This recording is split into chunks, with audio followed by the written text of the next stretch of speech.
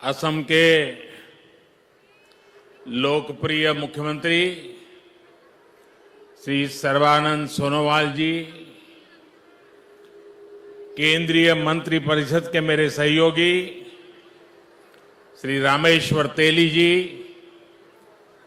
असम सरकार में मंत्री डॉक्टर हेमंता बिस्वा शर्मा जी, भाई अतुल बोरा जी, श्री केशव महंत जी, श्री संजय किशन जी, श्री जगन मोहन जी, हाउसफेड के चेयरमैन श्री रजिंद्र कुमार दास जी, अन्य सभी सांसदगण, विधायकगण और असम के मेरे प्यारे भाइयों और बहनों,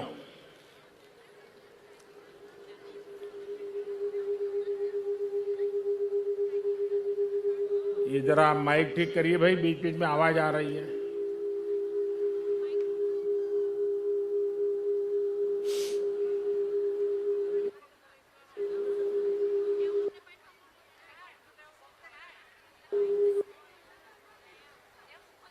মই अखोम बाखिक इंग्राजी नब बरखा अरु बुघाली बिहोर अंतरिक्ष शुभेच्छा जोने से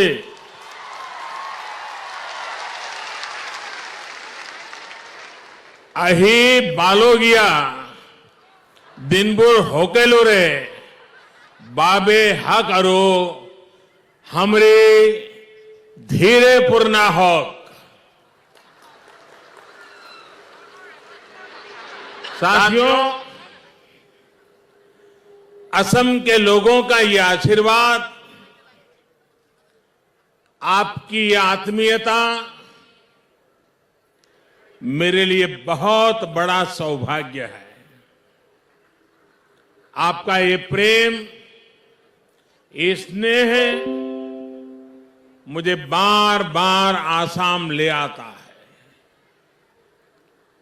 बीते वर्षों में अनेकों बार मुझे असम के अलग अलग हिस्सों में आने का, असम के भाई बहनों से बातचीत करने और विकास के कामों से जुड़ने का अवसर मिला है।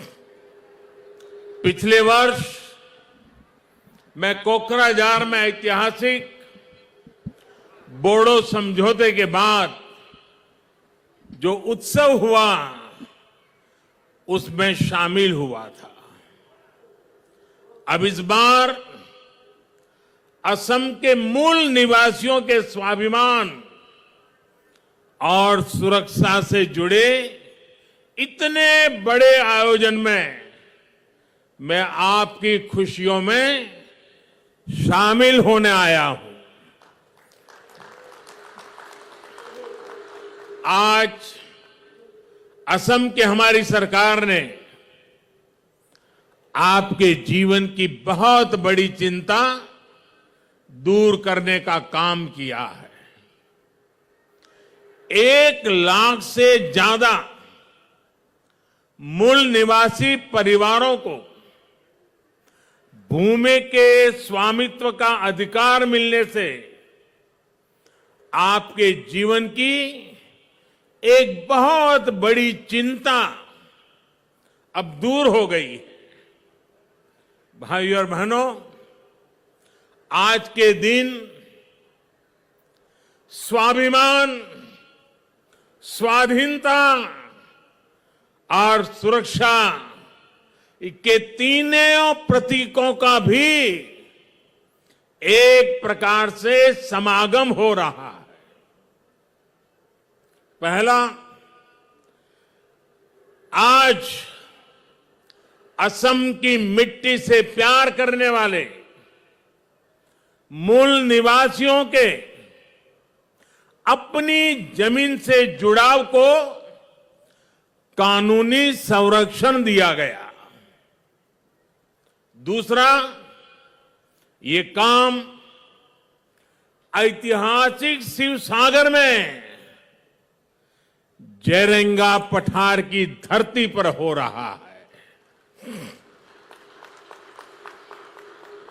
ये भूमि असम के भविष्य के लिए सर्वोच्च त्याग करने वाली महासती जयमती की बलिदान भूमि है।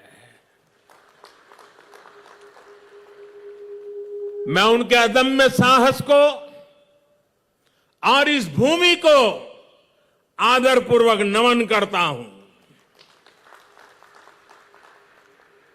शिव सागर के इसी महत्व को देखते हुए इसे देश की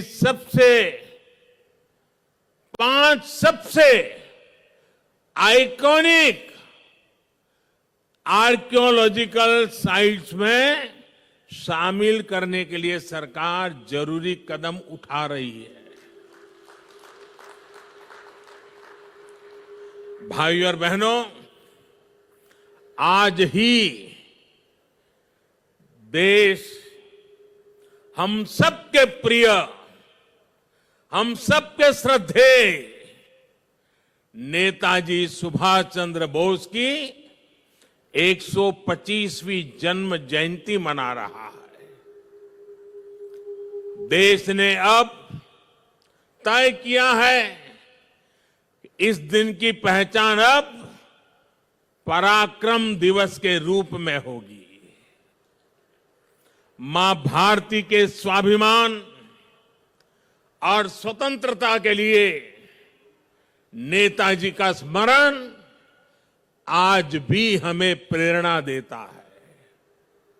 आज पराक्रम दिवस पर पूरे देश में अनेक कार्यक्रम भी शुरू हो रहे हैं। इसलिए एक तरह से आज का दिन उम्मीदों के पूरा होने के साथ ही हमारे राष्ट्रीय संकल्पों की सिद्धि के लिए प्रेरणा लेने का भी अवसर है। साथियों, हम सभी एक ऐसी संस्कृति के ध्वजवाहक हैं जहां हमारी धरती, हमारी जमीन सिर्फ घास, मिट्टी, पत्थर के रूप में नहीं देखी जाती। धरती हमारे लिए माता का रूप है। असम की महान संतान भारत रत्न भूपेन हजारिका ने कहा था, ओ मोर धरित्री आई, ओ मोर धरित्री आई, चोरो नोटे डीबा थाई, खोतियो कोर निस्तार नाई, माटी बीने ओहो हाई। यानी हे धरती माता, मुझे अपने चरणों में जगह दीजिए। आपके बिना खेती करने वाला क्या करेगा? मिट्टी के बिना वो असहाय होगा। साथियों, ये दुखद है कि आजादी के इतने वर्षों बाद भी असम में लाखों ऐसे परिवार रहे जिन्हें किसी न किसी वजह से अपनी जमीन पर कानूनी अधिकार नहीं मिल पाया।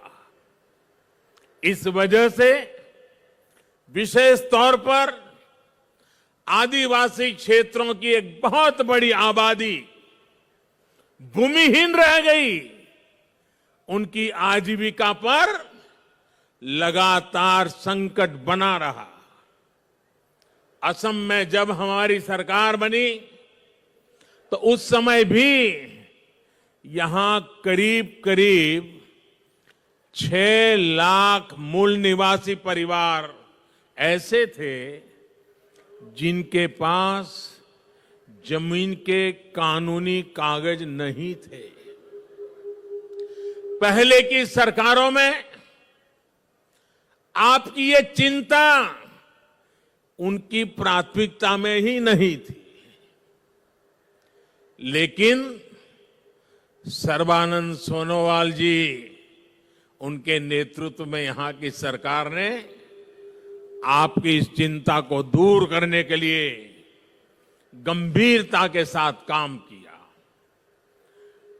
आज असम के मूल निवासियों की भाषा और संस्कृति की संरक्षण के साथ साथ भूमि से जुड़े उनके अधिकारों को सुरक्षित करने पर भी विशेष जोर दिया जा रहा है। 2019 में जो नई लैंड पॉलिसी बनाई गई है, वो यहां की सरकार की प्रतिबद्धता को दिखाता है। इन्हीं प्रयासों का परिणाम है कि बीते सालों में 2.25 लाख से ज्यादा मूल निवासी परिवारों को भूमि के पट्टे सौंपे जा चुके हैं। अब इसमें 1 लाख से ज्यादा परिवार और जुड़ जाएंगे। लक्ष्य ये है कि असम के ऐसे हर परिवार को जमीन पर कानूनी हक जल्द से जल्द मिल सके। भाइयों और बहनों, जमीन का पट्टा मिलने से मूल निवासियों की लंबी मांग तो पूरी हुई है। इससे लाखों लोगों का जीवन स्तर बेहतर होने का रास्ता भी बना है। अब इनको केंद्र और राज्य सरकार की दूसरी अनेक योजनाओं का लाभ मिलना भी सुनिश्चित हुआ है, जिनसे हमारे ये साथी वंचित थे। अब ये साथी भी असम के उन लाखों किसान परिवारों में शामिल हो जाएंगे जिनको पीएम किसान सम्मान निधि के तहत हजारों रुपयों की मदद सीधी बैंक खाते में भेजी जा रही है।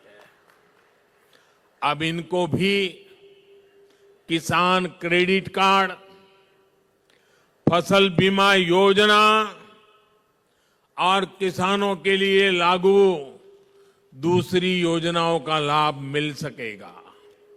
इतना ही नहीं, वो अपने व्यापार कारोबार के लिए इस जमीन पर बैंकों से ऋण आसानी से ले पाएंगे। भाइयों और बहनों, असम की लगभग 70 छोटी बड़ी जनजातियों को सामाजिक संरक्षण देते हुए उनका तेज विकास हमारी सरकार की प्रतिबद्धता रही है। अटल जी की सरकार हो या फिर बीते कुछ सालों से केंद्र और राज्य में एनडीए की सरकार, असम की संस्कृति, स्वाभिमान और सुरक्षा हमारी प्राथमिकता रही है। असमिया भाषा और साहित्य को प्रोत्साहन देने के लिए भी अनेक कदम उठाए गए हैं। इसी तरह हर समुदाय के महान व्यक्तित्वों को सम्मान देने का काम बीते सालों में असम की धरती पर हुआ है। श्रीमंत शंकरदेव जी का दर्शन, उनकी शिक्षा असम के साथ साथ संपूर्ण देश, पूरी मानवता के लिए बहुत अनमोल संपत्ति है। ऐसी धरोहर को बचाने और उसका प्रचार प्रसार करने के लिए कोशिश हो, ये हर सरकार की जिम्मेदारी होनी चाहिए थी। लेकिन बाटाद्रवा सत्र सहित दूसरे सत्रों के साथ क्या बर्ताव किया गया, ये असम के लोगों से छिपा नहीं है। बीते 4.5 सालों में असम सरकार ने आस्था और अध्यात्म के इन स्थानों को भव्य बनाने के लिए, कला से जुड़ी ऐतिहासिक वस्तुओं को संजोने के लिए अनेक प्रयास किए हैं। इसी तरह असम और भारत के गौरव काजीरंगा नेशनल पार्क को भी अतिक्रमण से मुक्त करने और पार्क को और बेहतर बनाने के लिए भी तेजी से कदम उठाए जा रहे हैं। भाइयों और बहनों, आत्मनिर्भर भारत के लिए नॉर्थ ईस्ट का तेज विकास, असम का तेज विकास बहुत ही आवश्यक है। आत्मनिर्भर असम का रास्ता असम के लोगों के आत्मविश्वास से होकर गुजरता है, और आत्मविश्वास तभी बढ़ता है जब घर परिवार में भी सुविधाएं मिलती है और राज्य के अंदर इंफ्रास्ट्रक्चर भी सुधरता है। बीते सालों में इन दोनों मोर्चों पर असम में अभूतपूर्व काम किया गया है। असम में लगभग 1.25 करोड़ गरीबों के जनधन बैंक खाते खोले गए। इन्हीं खातों के कारण कोरोना के समय में भी असम की हजारों बहनों और लाखों किसानों के बैंक खाते में सीधी मदद भेजना संभव हो पाया है। आज असम की लगभग 40% आबादी आयुष्मान भारत की लाभार्थी है, जिसमें से लगभग 1.5 लाख साथियों को मुफ्त इलाज भी मिल चुका है। बीते 6 साल में असम में टॉयलेट्स की कवरेज 38% से बढ़कर 100% हो चुकी है। 5 साल पहले तक असम के 50% से भी कम घरों तक बिजली पहुंची थी, जो अब लगभग 100% तक पहुंच चुकी है। जल जीवन मिशन के तहत बीते 1.5 साल में असम में 2.5 लाख से ज्यादा घरों में पानी का कनेक्शन दिया है। केंद्र और राज्य सरकार का डबल इंजन 3-4 वर्षों में असम के हर घर तक पाइप से जल पहुंचाने के लिए काम कर रहा है।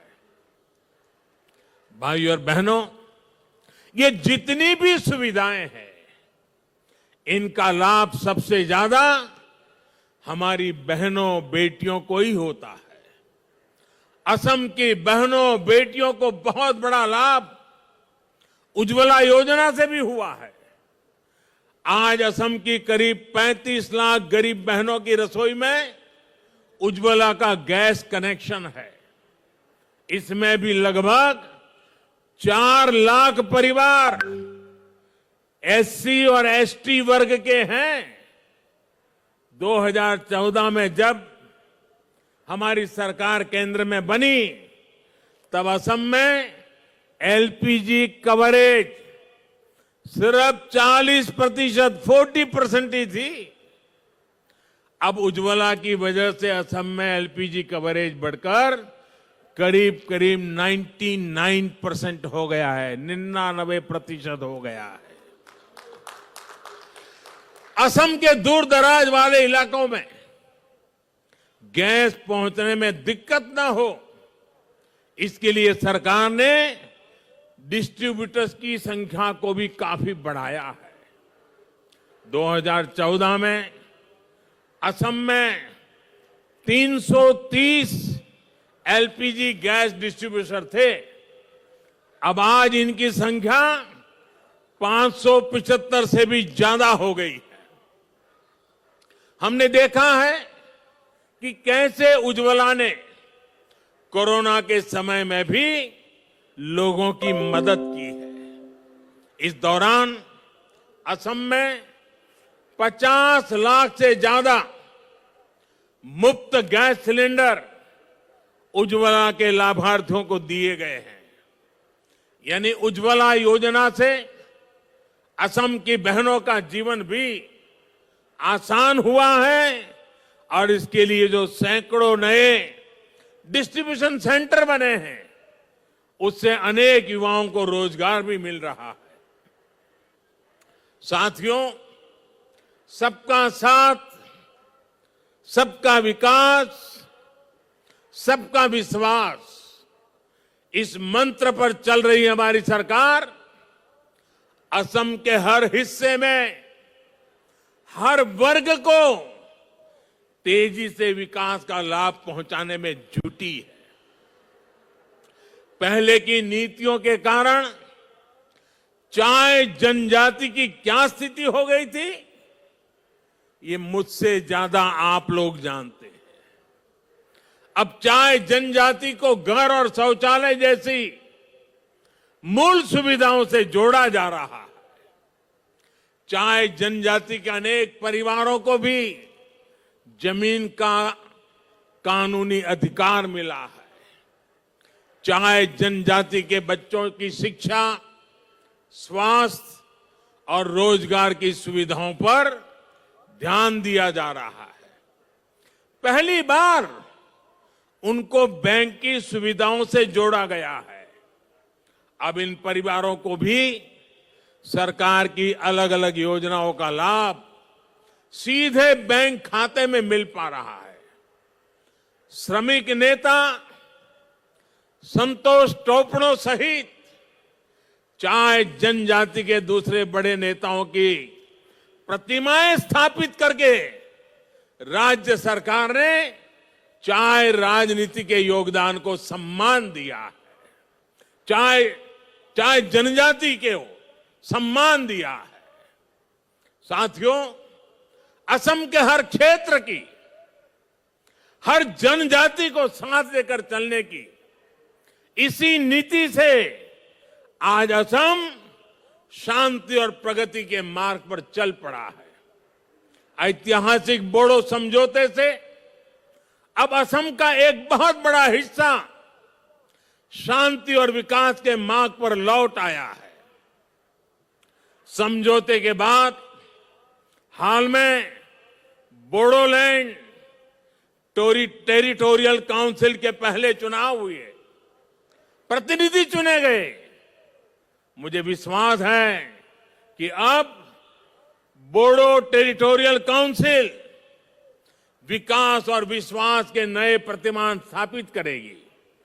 भाइयों और बहनों, आज हमारी सरकार असम की जरूरतों की पहचान करके हर जरूरी प्रोजेक्ट पर तेजी से काम कर रही है।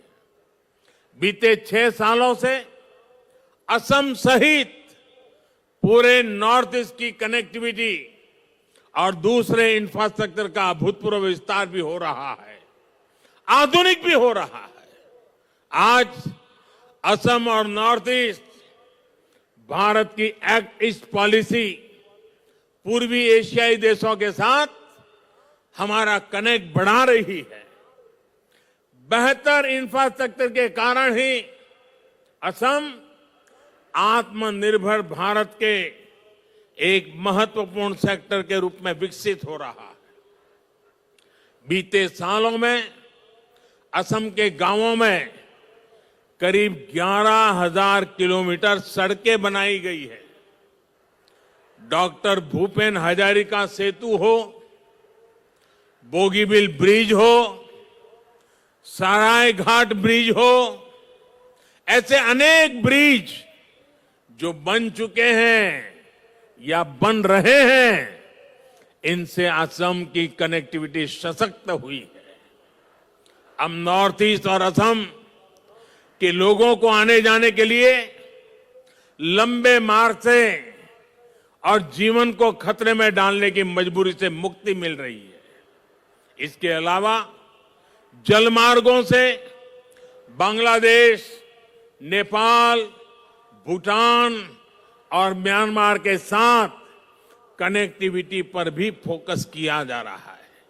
साथियों, असम में जैसे जैसे रेल और एयर कनेक्टिविटी का दायरा बढ़ रहा है, लॉजिस्टिक्स से जुड़ी सुविधाएं बेहतर हो रही है, वैसे वैसे यहां उद्योग और रोजगार की नई संभावनाएं बन रही हैं।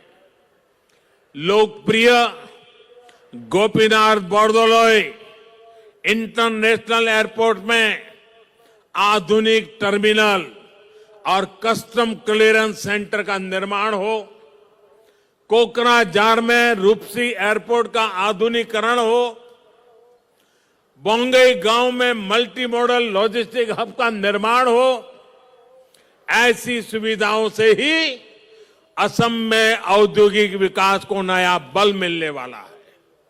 भाइयों और बहनों, आज जब देश गैस बेस्ड इकोनॉमी की तरफ तेजी से आगे बढ़ रहा है, तो असम भी इस अभियान का एक अहम साझीदार है। असम में तेल और गैस से जुड़े इंफ्रास्ट्रक्चर पर बीते वर्षों में 40,000 करोड़ रुपए से अधिक का निवेश किया गया है। गुवाहाटी बरौनी गैस पाइपलाइन से नॉर्थ ईस्ट और पूर्वी भारत की गैस कनेक्टिविटी मजबूत होने वाली है और असम में रोजगार के नए अवसर बनने वाले हैं। नुमालीगढ़ रिफाइनरी का विस्तारीकरण करने के साथ साथ वहां अब बायो रिफाइनरी की सुविधा भी जोड़ी गई है। इससे तेल और गैस के साथ साथ असम इथेनॉल जैसा बायोफ्यूल बनाने वाला देश का मुख्य राज्य बनने वाला है। भाइयों और बहनों, असम जब स्वास्थ्य और शिक्षा के हब के रूप में भी विकसित हो रहा है, एम्स और इंडियन एग्रीकल्चर रिसर्च इंस्टीट्यूट जैसे संस्थान बनने से असम के युवाओं को आधुनिक शिक्षा के नए अवसर मिलने वाले हैं। जिस तरह से असम ने कोरोना महामारी को हैंडल किया है, वो भी प्रशंसनीय है। मैं असम की जनता के साथ ही सोनोवाल जी, हेमंता जी और उनकी टीम को विशेष रूप से बधाई देता हूं।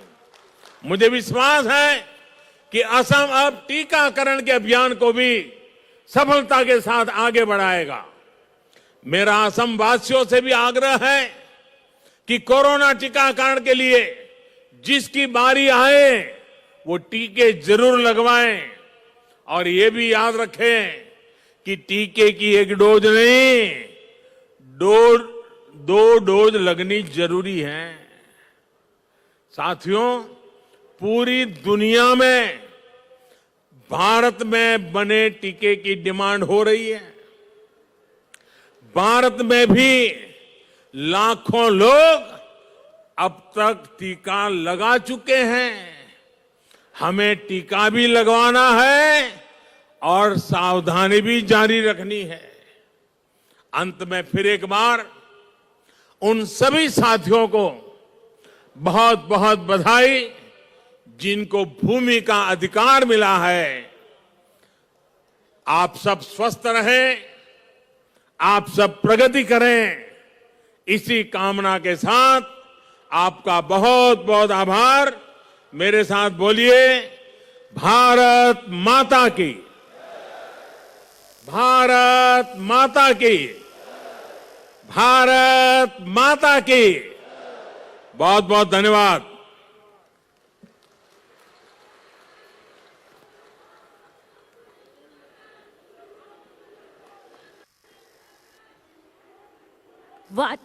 वादे नहीं इरादे लेके आए राष्ट्र नायक हर दिल अजीज भारत के माननीय प्रधानमंत्री श्री नरेंद्र मोदी जी का हम तहे दिल से धन्यवाद करते हैं। साथ ही इस मंच पर आसीन सभी गण्यमान्य अतिथियों का हम धन्यवाद करते हैं।